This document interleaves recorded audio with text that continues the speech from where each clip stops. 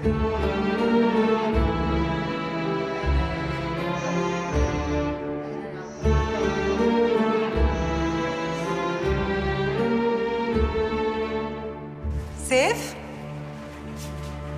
سيف انتوا فين؟ سيف انتوا فين؟ سيف؟ سيف انتوا فين؟ سيف؟ يا سيف؟ سيف انتوا فين؟ انتوا فين؟ انتوا فين يا سيف؟ ما تدوريش يا دينا، مش هتلاقيه.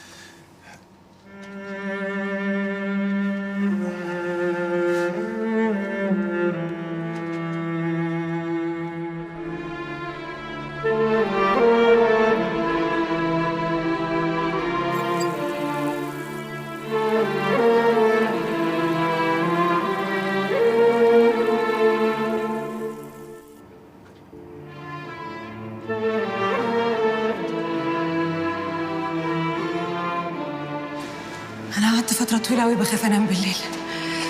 كنت بستنى لحد ما النهار يطلع عشان أعرف أنام. بس كنت بسمع بقى جد وماما هما بيتكلموا عني. كنت حاسة بحرقتها وبإحساسها بالإهانة، وكنت ده عارف أكتر حاجة وجعتني إيه؟ إنه سابني أنا كمان. إني ما كنتش كفاية.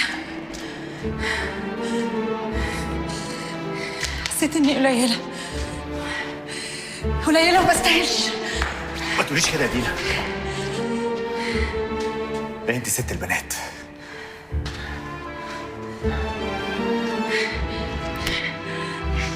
ساعتها أنا بعمل كل حاجة في الدنيا عشان أحس إن أنا مش قليلة وإني أستاهل أتحب. ساعتها أنا بذاكر وبطلع الأولى في المدرسة وخدت الماجستير. شلت أمي وشلت أختي، بس عمري ما بصيت لنفسي في المراية وحسيت إن أنا راضية عن نفسي. عمري.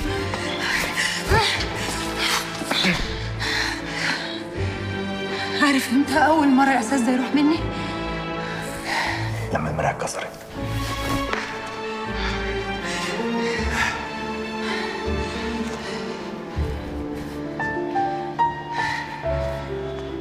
أول مرة أقابل رفعت بيه.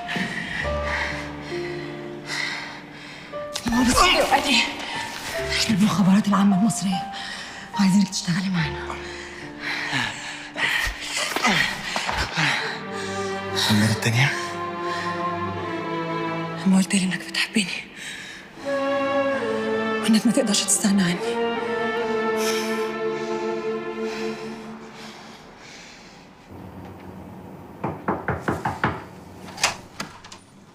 صباح الخير، الكومندان مستنيك. حاضر، 5 دقايق.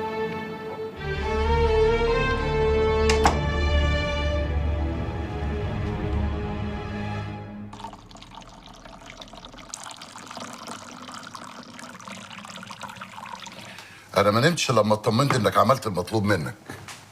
بس سيادتك كنت مفهمني إن الموضوع بجد. وأنا ما ضحكتش عليك. تعال اقعد يا سيف، تعال. إزاي يا فندم؟ أمال الداخلية كانت بتعمل إيه هناك؟ هما بيشوفوا شغلهم وأنت بتعمل المطلوب منك. يا فندم، أنا عايز أفهم بس، ليه سيادتك لحد دلوقتي مش بتثق فيا؟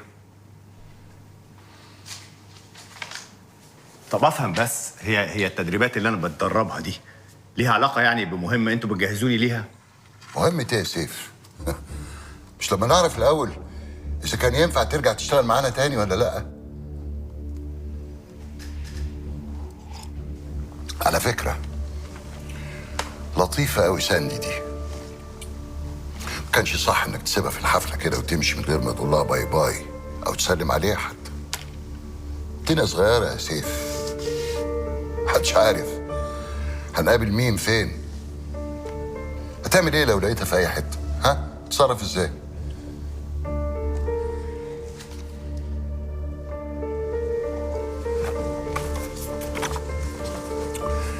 شفت الصور دي؟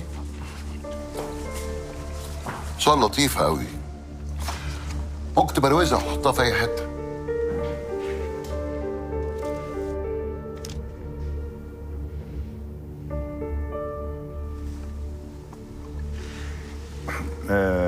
لا دي معرفة قديمة. أنت أذكى من كده يا سيف، وأكيد عارف إن أنا قريت الملف بتاعك وعارف عنك كل حاجة. تعرف الصور دي بيسموها إيه؟ بيسموها الصيد السهل. أي عميل بنكلة في الحفلة لو شاف الصور دي هيعرف إن كل واحد فيكم هو نقطة ضعف التاني. لا يا فندم، هي ما الموضوع تبررش يا سيف، ما تبررش. اعتبرني مرايتك يا أخي اللي هتشوف فيها نقط ضعفك عشان تشتغل عليها. جاهز؟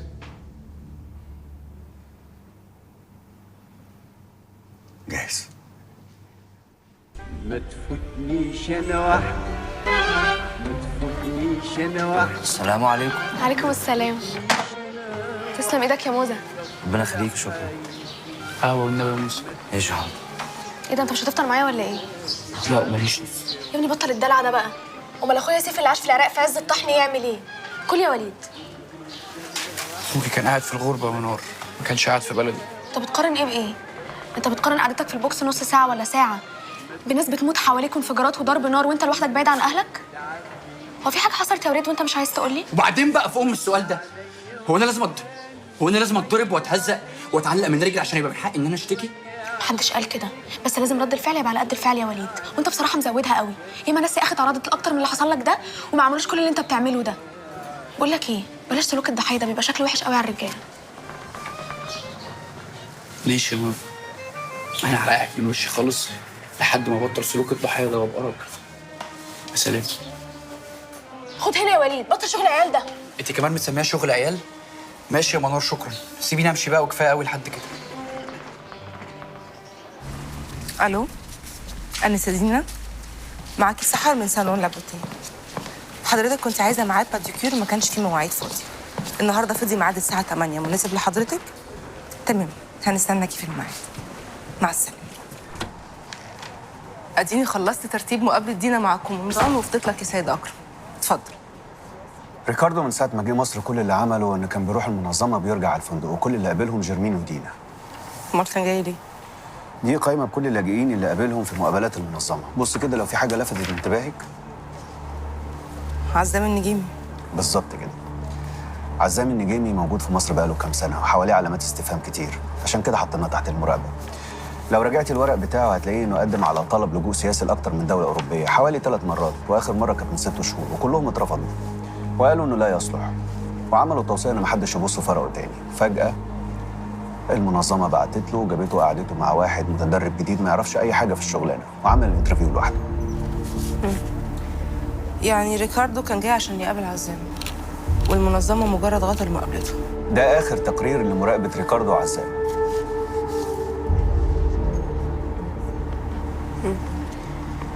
الاتنين اختفوا من مراقبتهم تقريبا في نفس الوقت. مش بس كده، الاتنين ظهروا في نفس الوقت. عزام في البيت وريكاردو في المطار.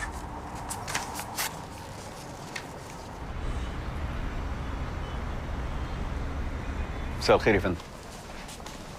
مدام فاطمه، دكتور عبد العزيز في الأوضة؟ لا يا فندم.